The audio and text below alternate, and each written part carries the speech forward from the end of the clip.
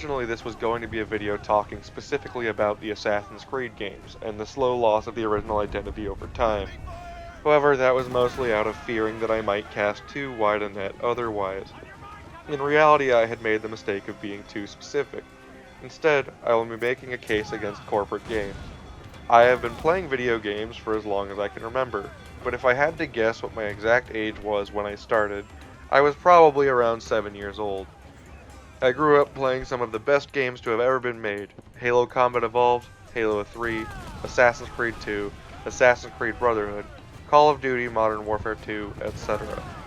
What I've come to realize over the last year or two is that I've become less and less interested in the majority of what is being made now. It all feels like it's become about the money, not the actual quality of the product. When a game is being made, the creators put a lot of their heart and soul into it, so that it might become something good. If not great, all of the franchises I mentioned earlier started out with a great deal of passion behind them.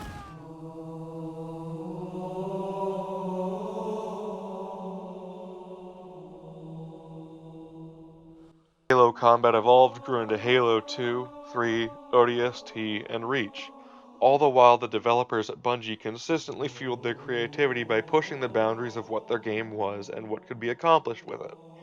The stories were all engrossing, the multiplayer was fun and exciting, and the community surrounding the franchise was great. However, when Halo Reach came out, I could tell, despite my desire for the opposite, that Bungie was growing tired of making Halo games.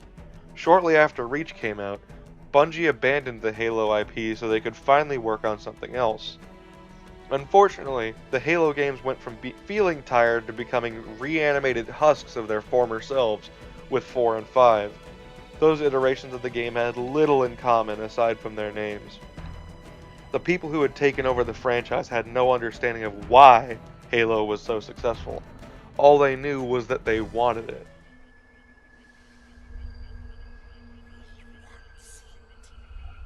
We need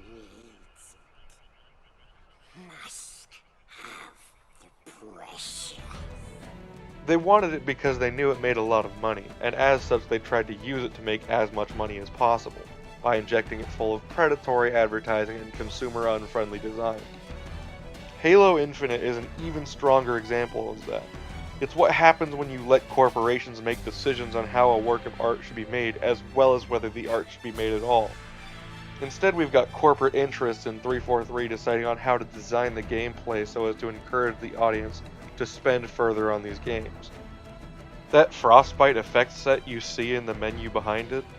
Yeah, that's $20 for a trail effect that you can barely see, a color that applies to only one set of armor, and one other thing.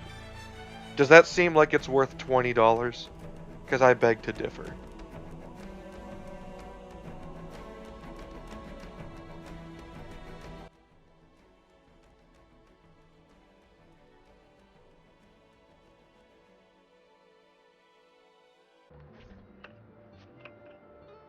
It is a good life we lead, brother. The best. They never change. And may it never change us.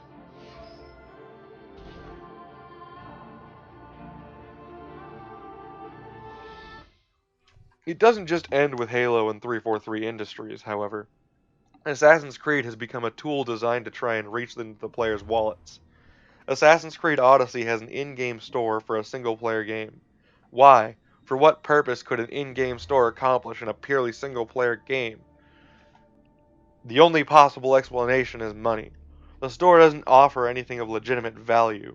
It offers a way to skip past certain parts of the gameplay loop that were intentionally made tedious, so that they could incentivize you to spend money to skip part of the game that you paid for.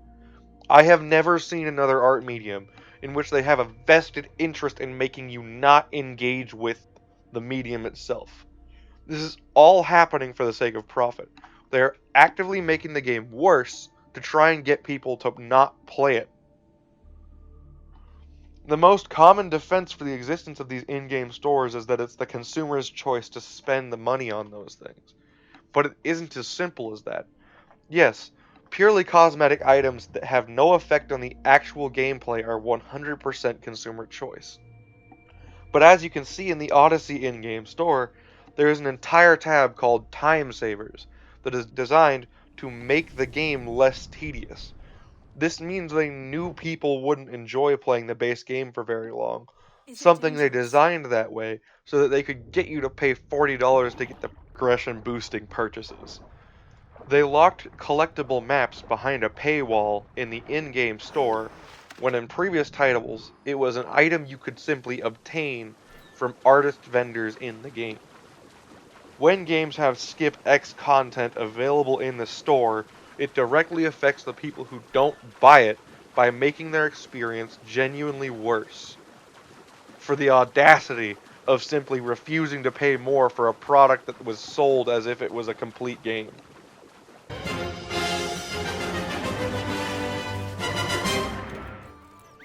That doesn't mean that large companies can't or won't make good games that are consumer friendly. They just often don't. One of my favorite games of all time, if we count by hours played, is probably Monster Hunter World. It was made by a large studio that has corporate interests, yet it still plays like it was just a game and not meant to be something that steals your money while wasting your time. The main problem is this insistence that the game has to make money off of people who have already bought the full game. As I said earlier in this video, I have been less and less motivated to try new games in general. The consistent disappointment I've suffered from lackluster games that are shameless cash grabs by these large companies has disillusioned me to what I once found to be a great source of entertainment and enjoyment.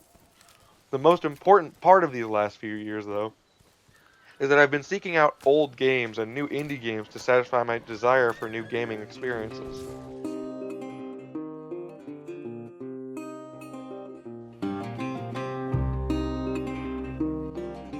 One of the more prominent indie games I've recently played is Hard Space Shipbreaker. I wouldn't say it is a masterpiece or anything, but it has more heart and soul in it than many of the AAA games that have come out in the last few years. You can feel the passion for the project from the very beginning of Hard Space. I don't think it was a mere coincidence that the first song you hear when you start playing the game is called Labor of Love. While Hard Space was never going to be an instantly successful project by the nature of what it is still a very successful game in its own right, and it deserves as much.